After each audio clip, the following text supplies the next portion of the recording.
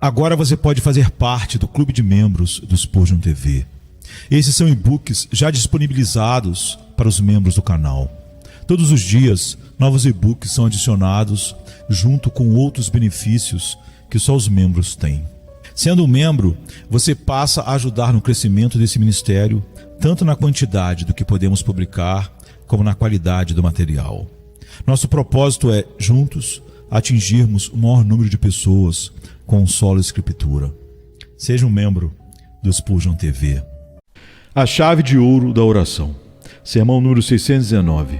Sermão pregado na manhã de domingo, 12 de março de 1865, por Charles Haddon Spurgeon, no Tabernáculo Metropolitano, Newington, Londres, Inglaterra.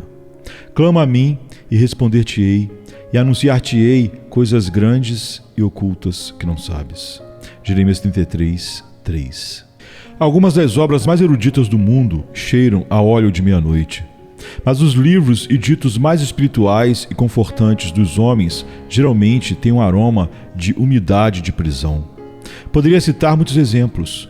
O Peregrino, de John Bunyan, pode servir de exemplo em vez de centenas de outros.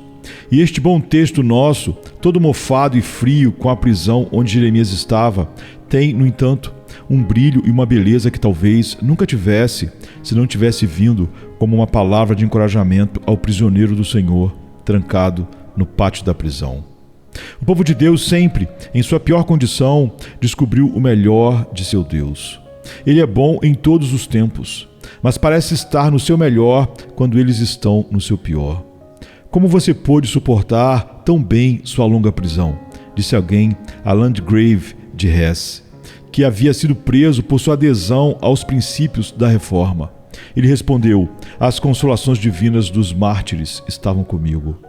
Sem dúvida, há uma consolação mais profunda, mais forte do que qualquer outra que Deus guarda para aqueles que, sendo suas testemunhas fiéis, têm que suportar uma grande tribulação por causa da inimizade dos homens. Há uma aurora gloriosa para a zona fria e as estrelas brilham no céu do norte com esplendor incomum. O grande puritano Samuel Rutherford tinha um ditado peculiar, que quando ele era lançado nas adegas da aflição, ele se lembrava que o grande rei sempre guardava seu vinho lá, e ele começava a procurar imediatamente pelas garrafas de vinho e a beber dos vinhos bem refinados. Aqueles que mergulham no mar da aflição trazem pérolas raras. Vocês sabem, meus companheiros de aflição, que é assim. Vocês, cujos ossos estavam prestes a atravessar a pele por longos períodos de repouso no leito de dor. Vocês que viram seus bens terrenos serem levados e foram reduzidos quase à penúria. Vocês que foram ao túmulo 7 vezes até temerem que seu último amigo terreno fosse levado pela morte impiedosa. Vocês provaram que Ele é um Deus fiel e que, à medida que suas tribulações abundam, também suas consolações abundam por Cristo Jesus. Minha oração ao tomar este texto esta manhã é que alguns outros prisioneiros do Senhor possam ter sua promessa jubilosa falada a eles. Que vocês que estão estritamente trancados e não podem sair por causa da atual tristeza de espírito, possam ouvi-lo dizer como um sussurro suave em seus ouvidos e em seus corações: clama a mim e responder-te-ei, e anunciar-te-ei coisas grandes e ocultas que não sabes. O texto, naturalmente, se divide em 3 partes distintas da verdade. Sobre elas vamos falar como somos capacitados por Deus, o Espírito Santo. Primeiro, oração ordenada, clame a mim. Em segundo lugar, uma resposta prometida, e responder-te-ei.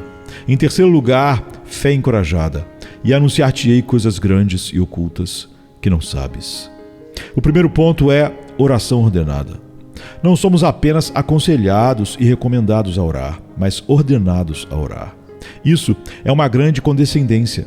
Um hospital é construído. Considera-se suficiente que a admissão gratuita seja dada aos doentes quando eles a procuram. Mas nenhuma ordem no conselho é feita para que o homem deva entrar em seus portões. Uma cozinha de sopa está bem provida no fundo do inverno. Um aviso é divulgado de que os pobres podem receber comida mediante solicitação. Mas ninguém pensa em aprovar uma lei no parlamento obrigando os pobres a vir e esperar na porta para receber a caridade. Acredita-se que basta oferecê-la sem emitir qualquer tipo de mandamento para que os homens a aceitem. Ainda assim, tão estranha é a infatuação do homem, por um lado, que faz com que ele precise de um mandamento para ser misericordioso para com sua própria alma. E tão maravilhosa é a condescendência de nosso gracioso Deus, por outro, que ele emite um comando de amor sem o qual nenhum homem nascido de Adão participaria do banquete do Evangelho, mas preferiria morrer de fome a vir. No caso da oração, é exatamente assim.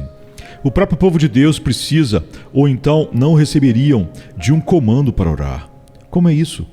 Porque, queridos amigos, somos muito sujeitos a momentos de mundanismo, se é que isso não é nosso estado usual.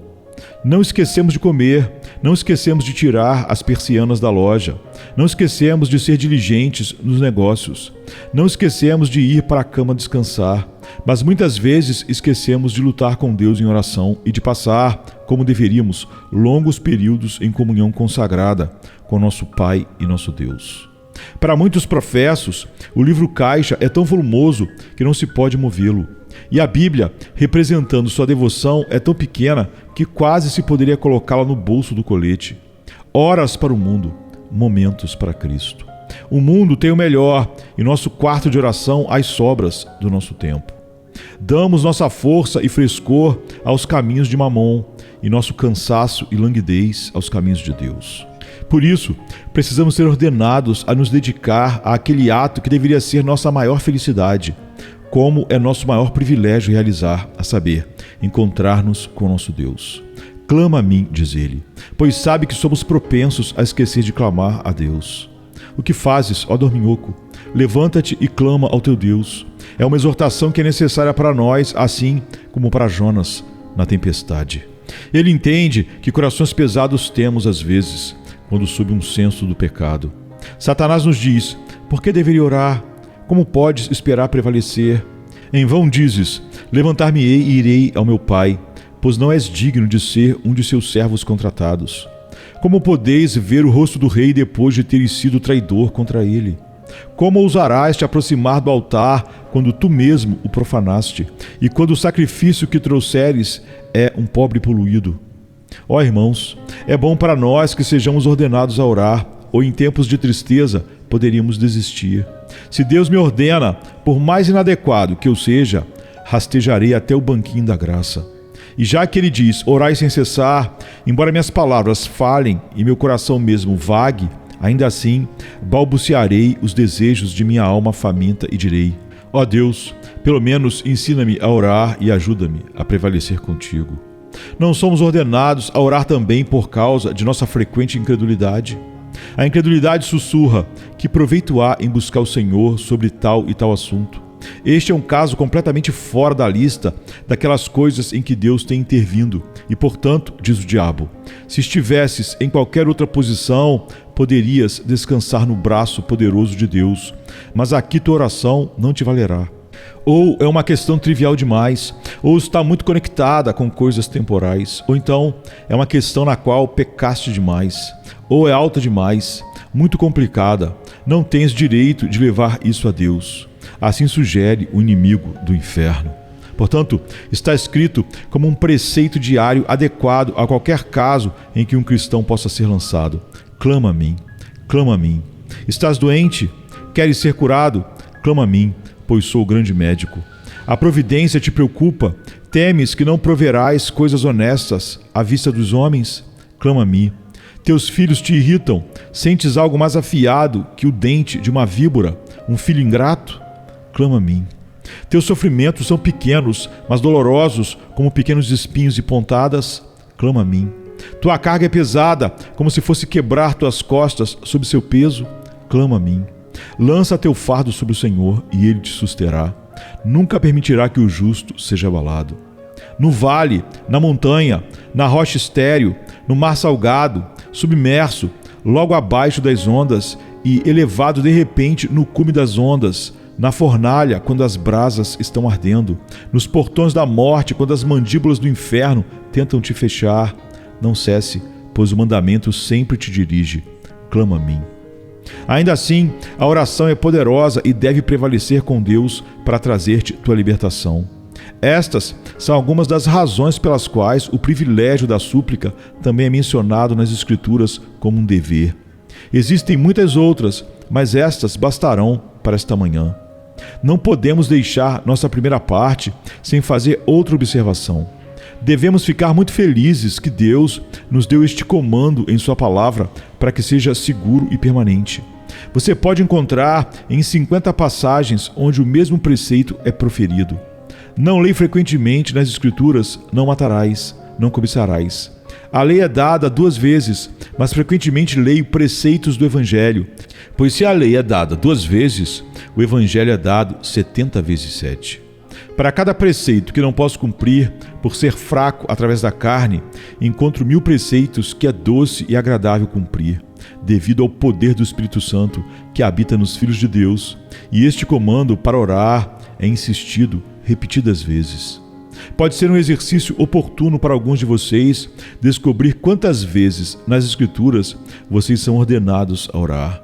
Vocês ficarão surpresos ao descobrir quantas vezes tais palavras são dadas. Invoca-me no dia da angústia, e eu te livrarei. Ó povos, derramai perante ele o vosso coração. Buscai ao Senhor enquanto se pode achar. Invocai-o enquanto está perto. Peçam e lhes será dado. Busquem e encontrarão. Batam e a porta lhes será aberta. Vigiem e orem para que não entrem em tentação. Orem sem cessar. Aproximemo-nos do trono da graça com confiança. Aproximem-se de Deus e Ele se aproximará de vocês. Perseverem na oração. Não preciso multiplicar onde não poderia esgotar. Escolho 2 ou 3 dessas grandes pérolas. Venham, cristãos. Vocês nunca deveriam questionar se têm o direito de orar. Nunca deveriam perguntar: posso ser permitido a entrar em sua presença? Quando vocês têm tantos comandos, e os comandos de Deus são todas promessas e todas habilitações, vocês podem se aproximar com confiança do trono da graça celestial, pelo novo e vivo caminho, através do véu rasgado. Mas há momentos em que Deus não apenas ordena seu povo a orar na Bíblia, mas também os ordena a orar diretamente pelos movimentos do seu Espírito Santo. Vocês que conhecem a vida interior compreendem-me de imediato. Vocês sentem de repente, possivelmente no meio dos negócios, o pensamento insistente de que precisam se retirar para orar. Pode ser que, a princípio, vocês não deem muita atenção à inclinação, mas ela vem novamente, e novamente, e novamente. Retire-se e ore. Descubro que, no que diz respeito à oração, sou muito parecido com uma roda d'água que funciona bem quando há muita água, mas que gira com muito pouca força quando o riacho está ficando raso, ou como um navio que voa sobre as ondas, colocando todas as suas velas quando o vento é favorável, mas que tem que navegar com muito esforço quando há pouco de brisa favorável. Agora, me parece que sempre que Nosso Senhor lhes dá a inclinação especial para orar, vocês devem dobrar a diligência. Vocês devem sempre orar e não desfalecer, mas quando Ele lhes dá o desejo especial de orar, e vocês sentem uma aptidão e prazer peculiares nisso, tem, além do comando que está constantemente em vigor, outro comando que deve obrigá-los à obediência alegre. Nesses momentos, acho que podemos estar na posição de Davi, a quem o Senhor disse: quando ouvires um som de marcha no topo das amoreiras, então te apressarás. Esse movimento no topo das amoreiras pode ter sido o som dos passos dos anjos correndo para ajudar Davi. Então Davi deveria atacar os filisteus. E quando as misericórdias de Deus estão chegando, seus passos são nossos desejos de orar. E nossos desejos de orar devem ser, ao mesmo tempo, um sinal de que o tempo designado para favorecer Sião chegou. Semeiem abundantemente agora, pois podem semear com esperança. Lavrem com alegria agora, pois a colheita é certa. Lutem agora, como Jacó, pois estão prestes a se tornar um príncipe prevalecente e seu nome será chamado Israel. Agora é seu momento. Mercadores espirituais, o mercado está alto. Comercializem muito, seu lucro será grande. Certifiquem-se de usar bem a hora de ouro e colham sua colheita enquanto o sol brilha. Quando desfrutamos das visitas do alto, devemos ser particularmente constantes em oração. E se algum outro dever menos urgente for deixado de lado por um período, não será um erro e não perderemos nada. Pois quando Deus nos ordena especialmente a orar pelas advertências do seu Espírito, devemos nos empenhar na oração. Vamos agora ao segundo ponto, uma resposta prometida. Não devemos tolerar por um minuto o pensamento horrível e doloroso de que Deus não responderá à oração. Sua natureza, como manifestada em Jesus Cristo, exige isso. Ele se revelou no Evangelho como um Deus de amor, cheio de graça e verdade. E como pode ele recusar ajudar aqueles de suas criaturas que humildemente buscam sua face e favor, de acordo com sua maneira designada? Quando o Senado ateniense, em certa ocasião, achou mais conveniente se reunir ao ar livre enquanto estavam deliberando, um pardal, perseguido por um falcão, voou na direção do Senado. Sendo fortemente pressionado pelo pássaro de rapina, procurou abrigo no peito de um dos senadores. Ele, sendo um homem de temperamento rude e vulgar, pegou o pássaro do seu peito, jogou-o no chão e o matou. Momento em que o Senado inteiro se levantou em alvoroço e, sem uma única voz dissidente, condenou-o à morte, por ser indigno de um assento no Senado com eles, ou de ser chamado ateniense, se não prestasse socorro a uma criatura que confiava nele. Podemos supor que o Deus do céu, cuja natureza é o amor, arrancaria de seu peito a pobre pomba trêmula que voa da águia da justiça para o peito da sua misericórdia? Ele dará a nós o convite para buscar sua face, e quando nós, como ele sabe, com tanto medo e tremor, ainda assim reunimos coragem suficiente para voar para seu peito, será ele injusto e ingrato o bastante para esquecer de ouvir nosso clamor e nos responder? Não devemos pensar tão mal do Deus do céu. Lembremos a seguir do seu caráter passado, bem como de sua natureza. Refiro-me ao caráter que ele ganhou para si por seus atos passados de graça. Considerem, meus irmãos, aquela demonstração estupenda de generosidade. Se eu mencionasse 1000, não poderia dar uma melhor ilustração do caráter de Deus do que aquele ato. Aquele que nem mesmo o seu próprio filho poupou, antes o entregou por todos nós. E não é apenas minha inferência, mas a conclusão inspirada de um apóstolo. Como não nos dará também com ele todas as coisas? Se o Senhor não se recusou a ouvir minha voz quando eu era um pecador culpado e inimigo, como pode ele desconsiderar meu clamor agora que sou justificado e salvo? Como é que ele ouviu a voz da minha miséria quando meu coração não a conhecia e não buscava alívio, se afinal ele não me ouvirá agora que sou seu filho, seu amigo? As feridas abertas de Jesus são as garantias certas para a oração respondida. George Herbert representa, naquele poema peculiar dele, a bolsa, o Salvador dizendo: se tens algo para ouvir ou escrever, não tenho bolsa, mas aqui há espaço. As mãos e a vista do meu Pai, acredite em mim, e isso chegará seguramente. Que eu me lembre do que você compartilhar. Veja, você pode colocá-lo bem perto do meu coração. Ou se no futuro alguns dos amigos quiserem me usar dessa forma, a porta estará sempre aberta. O que ele enviar, eu apresentarei e algo mais, não para seu prejuízo. Certamente, o pensamento de George Herbert era que a expiação em si era uma garantia de que a oração deve ser ouvida, que o grande corte feito perto do coração do Salvador, que deixou a luz entrar nas profundezas do coração da divindade, era uma prova de que aquele que está no céu ouviria o clamor do seu povo. Você interpreta mal o Calvário se pensa que a oração é inútil. Mas, amados, temos a própria promessa do Senhor e Ele é um Deus que não pode mentir. Clame a mim no dia da angústia e eu te livrarei. Ele não disse: tudo o que pedirem em oração, creiam que receberão e assim será. Não podemos orar de fato a menos que acreditemos nessa doutrina, pois quem se aproxima de Deus deve crer que Ele existe e que recompensa aqueles que diligentemente o buscam. E se tivermos qualquer dúvida sobre se nossa oração será ouvida, somos comparáveis àquele que duvida. Pois aquele que duvida é como a onda do mar, impelida e agitada pelo vento. Não pense tal homem que receberá do Senhor alguma coisa. Além disso, não é necessário, mas pode fortalecer o ponto se acrescentarmos que nossa própria experiência nos leva a acreditar que Deus responderá à oração. Não posso falar por vocês, mas posso falar por mim. Se há algo que eu sei, algo do qual estou totalmente seguro, além de qualquer dúvida, é que a respiração da oração nunca é gasta em vão. Se nenhum outro homem aqui pode dizer isso, eu ouso dizê-lo e sei que posso prová-lo. Minha própria conversão é o resultado de oração longa, afetuosa, fervorosa, persistente. Pois oraram por mim, Deus ouviu seus clamores e aqui estou para pregar o Evangelho. Desde então, aventurei-me em algumas coisas que estavam muito além da minha capacidade, como eu pensava, mas nunca falhei, porque me lancei sobre o Senhor. Vocês sabem, como igreja, que não hesitei em ter grandes ideias sobre o que poderíamos fazer para Deus, e realizamos tudo o que planejamos. Busquei a ajuda e a assistência de Deus em todos os meus diversos empreendimentos. E embora eu não possa contar aqui a história da minha vida privada na obra de Deus, se fosse escrita, seria uma prova constante de que existe um Deus que responde à oração. Ele ouviu minhas orações, não de vez em quando, nem uma ou duas vezes, mas tantas vezes que se tornou um hábito para mim apresentar meu caso diante de Deus, com a absoluta certeza de que tudo o que peço a Deus, Ele me dará. Não é agora um talvez ou uma possibilidade. Eu sei que meu Senhor me responde, e não ouso duvidar. Seria realmente tolice se eu duvidasse.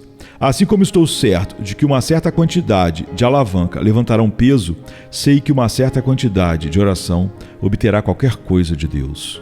Assim como a nuvem de chuva traz a tempestade, a oração traz a bênção. Assim como a primavera espalha flores, a súplica assegura misericórdias. Em todo o trabalho aproveito, mas mais ainda na obra da intercessão. Estou certo disso, pois colhi os frutos. Assim como confio no dinheiro da rainha e nunca falhei em comprar o que quero quando apresento o dinheiro, assim confio nas promessas de Deus. E pretendo fazer isso até que Ele me diga que são moeda falsa e não servirão para negociar no mercado celestial. Mas por que devo falar e insistir? Ó irmãos e irmãs, todos vocês sabem em seu íntimo que Deus ouve as orações. Se não sabem, onde está seu cristianismo? Vocês precisarão aprender quais são os primeiros elementos da verdade, os rudimentos, pois todos os santos, jovens ou velhos, consideram certo que Ele ouve a oração. Lembre-se sempre de que a oração deve ser oferecida em submissão à vontade de Deus.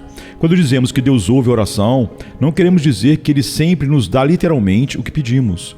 Queremos dizer, no entanto, que Ele nos dá o que é melhor para nós e que, se Ele não nos concede a misericórdia que pedimos em prata, Ele a concede em ouro.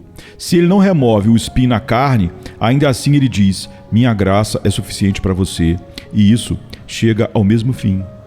Lord Bolingbroke disse à Condessa de Huntingdon: não consigo entender, Sua Senhoria, como você pode fazer com que a oração fervorosa seja consistente com a submissão à vontade divina. Meu Senhor, ela disse, isso não é difícil. Se eu fosse um cortesão de algum rei generoso e ele me desse permissão para pedir qualquer favor que eu quisesse, eu certamente colocaria assim: Sua Majestade, seria graciosamente possível conceder-me tal e tal favor? Mas ao mesmo tempo, embora eu deseje muito, se de alguma forma isso diminuir a honra de Sua Majestade, ou se no julgamento de Sua Majestade parecer melhor que eu não receba este favor, ficarei tão contente em não recebê-lo quanto em recebê-lo. Portanto, você vê que posso oferecer uma petição fervorosa e ainda assim deixá-la submissamente nas mãos do rei. Assim é com Deus. Nunca oferecemos uma oração sem inserir essa cláusula, seja em espírito ou em palavras. Todavia, não seja como eu quero, mas como tu queres. Não a minha vontade, mas a tua seja feita. Só podemos orar sem um si quando temos certeza de que nossa vontade deve ser a vontade de Deus, porque a vontade de Deus é plenamente nossa vontade. Um poeta muito caluniado disse bem: homem, considera tuas orações como um propósito de amor para tua alma. Estima a providência que te levou a elas como um indício da boa vontade de Deus. Assim orarás corretamente e tuas palavras serão aceitas. Além disso, ao suplicar por outros, seja grato pela plenitude da tua oração, pois se estás pronto para pedir, o Senhor está mais pronto para conceder. O sal preserva o mar e os santos sustentam a terra. Suas orações são os 1000 pilares que sustentam o dossel da natureza. Certamente, uma hora sem oração de alguma mente terrestre seria uma maldição no calendário do tempo, um ponto de escuridão absoluta. Talvez o terrível dia quando o mundo deve ruir em ruínas será um não branqueado por oração. Encontrará ele fé na terra? Pois há uma economia de misericórdia, como de sabedoria, poder e meios. Nenhuma bênção é concedida sem ser buscada no tesouro do bem. E o coração caridoso do ser, depender de quem é felicidade, nunca retém uma dádiva enquanto seu súdito ora. Sim, peço o que quiseres, até o segundo trono no céu.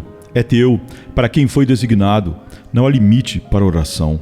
Mas se deixares de pedir, treme, criatura autossuficiente, pois tua força é cortada como a de Sansão, e a hora do teu destino chegou. Chego ao nosso terceiro ponto, que acredito estar cheio de encorajamento para todos aqueles que exercem a arte sagrada da oração. Encorajamento à fé. Eu te mostrarei coisas grandes e ocultas que não sabes. Vamos apenas observar que isso foi originalmente falado a um profeta na prisão. E, portanto, aplica-se em primeiro lugar a todo mestre. E, de fato, como todo mestre deve ser um aprendiz, tem uma relevância para todo aprendiz na verdade divina.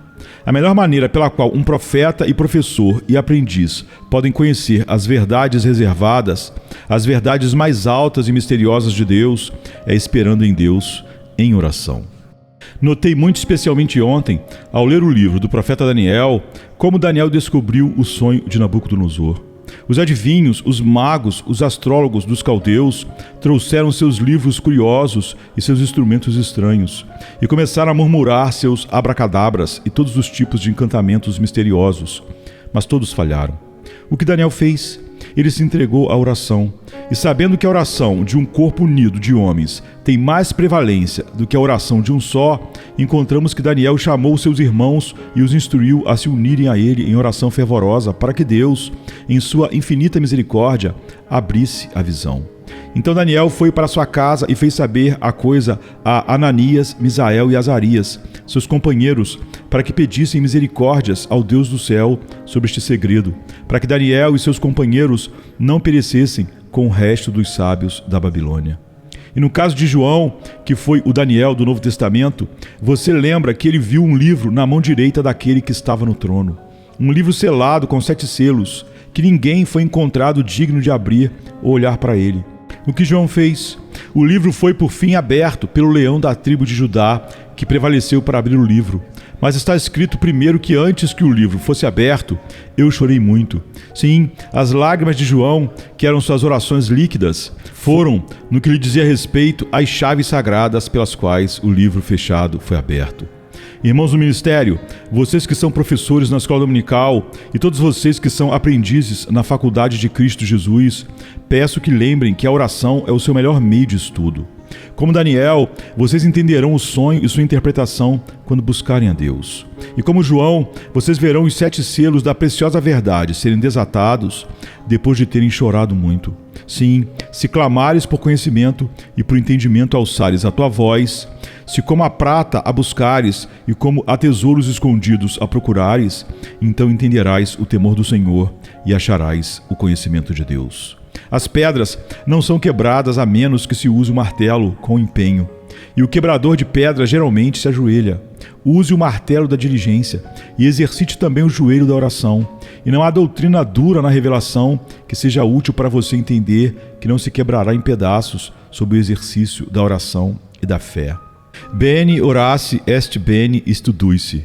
Foi uma frase sábia de Lutero que tem sido citada tantas vezes que mal ousamos mencionar. Orar bem é estudar bem.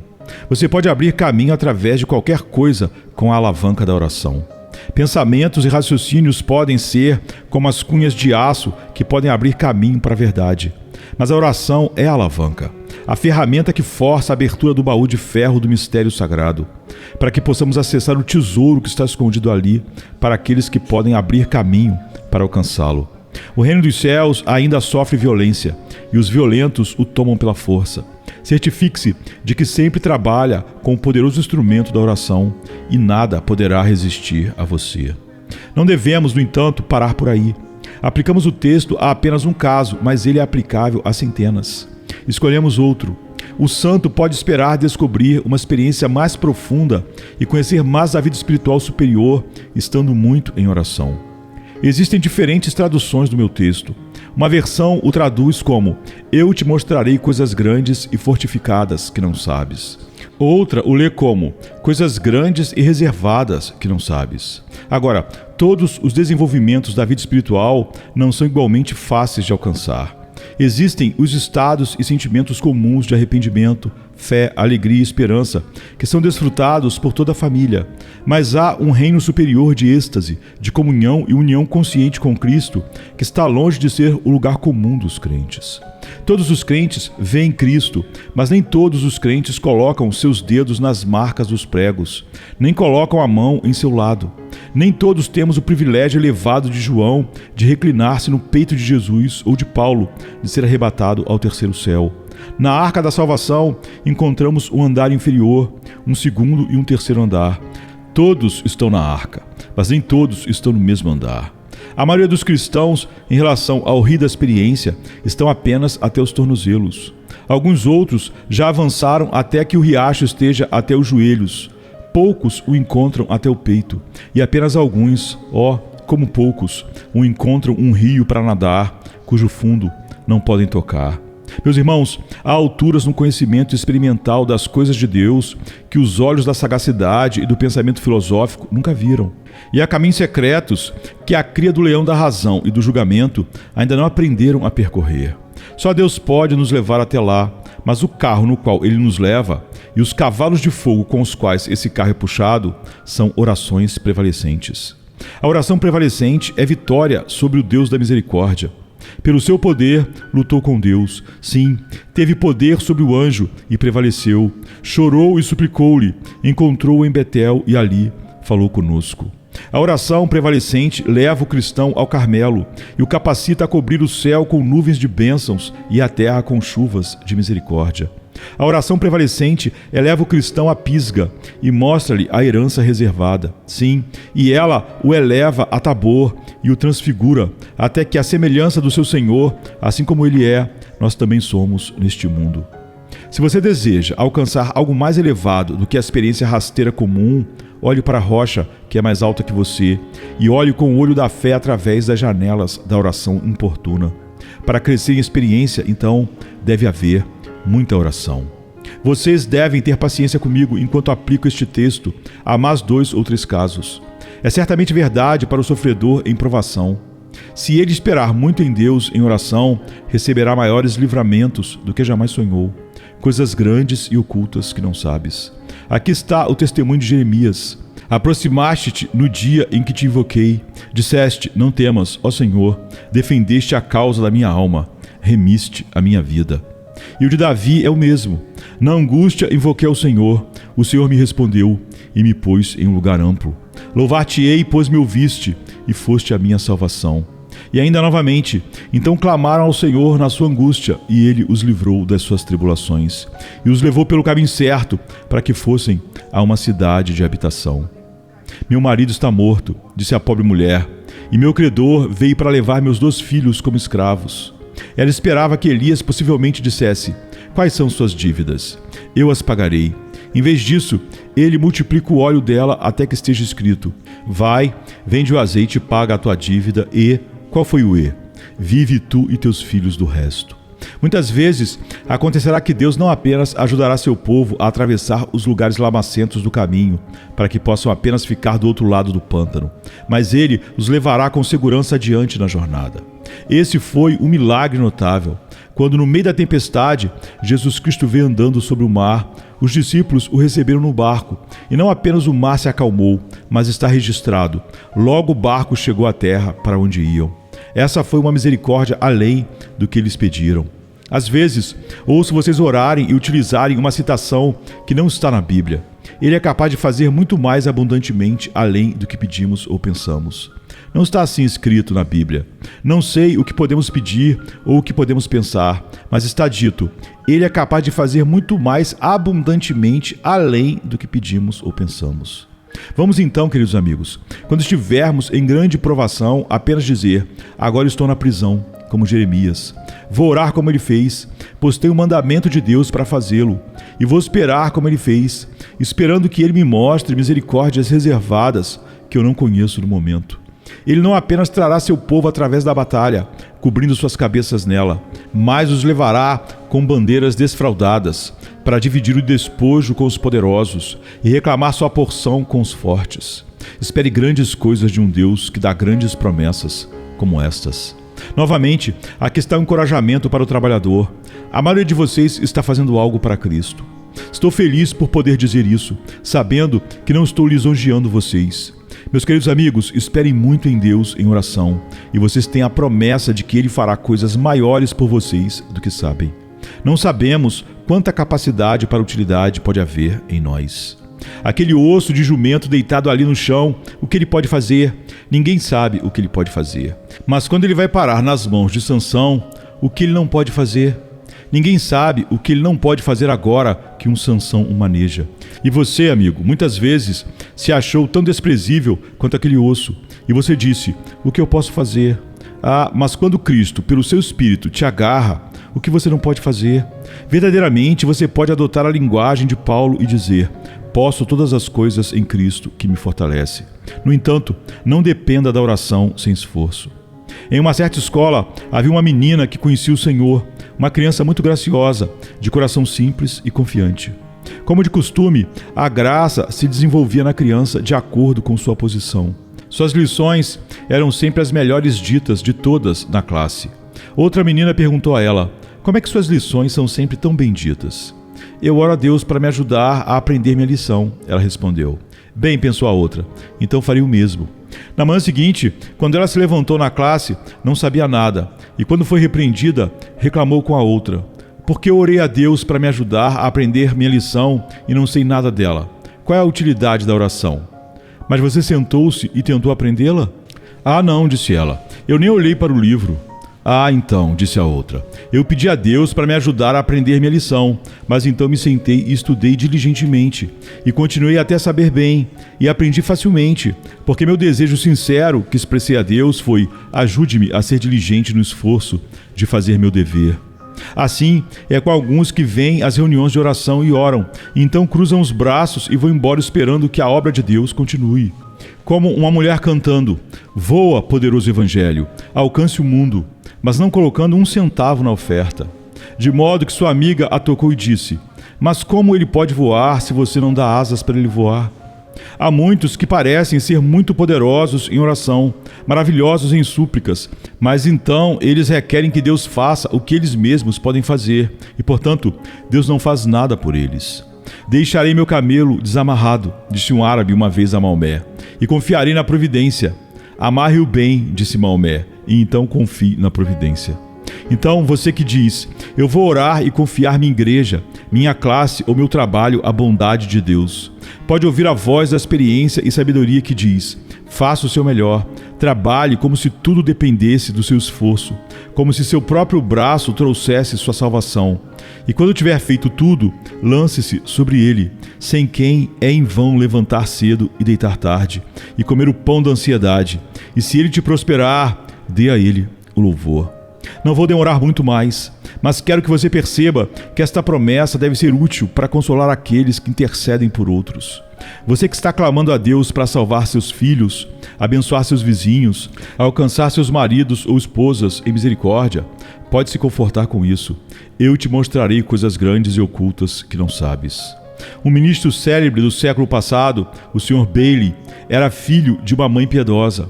Esta mãe quase havia deixado de orar por seu marido, que era um homem de caráter extremamente ímpio e um amargo perseguidor. A mãe orava por seu filho, e enquanto ele ainda tinha 11 ou 12 anos, a misericórdia eterna o encontrou. Tão docemente instruído foi o menino nas coisas do reino de Deus, que a mãe lhe pediu, e por algum tempo ele sempre o fez, para conduzir a oração familiar em casa. Manhã e noite este pequenino abria a Bíblia, e embora o pai não se dignasse a parar para a oração familiar, em uma ocasião ele ficou curioso para saber como o menino se sairia. Então ele parou do outro lado da porta, e Deus abençoou a oração do seu próprio filho, de menos de 13 anos, para sua conversão. A mãe poderia muito bem ter lido meu texto com os olhos marejados e dito, sim, Senhor, tu me mostraste coisas grandes e ocultas que eu não sabia. Tu não só salvaste meu filho, mas através do meu filho trouxeste meu marido à verdade. Você não pode adivinhar o quanto Deus vai te abençoar. Apenas vá e fique à sua porta. Você não pode saber o que está reservado para você. Se você não mendigar nada, não receberá nada. Mas se você mendigar, Ele pode não apenas te dar, por assim dizer, os ossos e a carne quebrada, mas pode dizer ao servo à sua mesa, pegue essa carne deliciosa e coloque diante do pobre homem.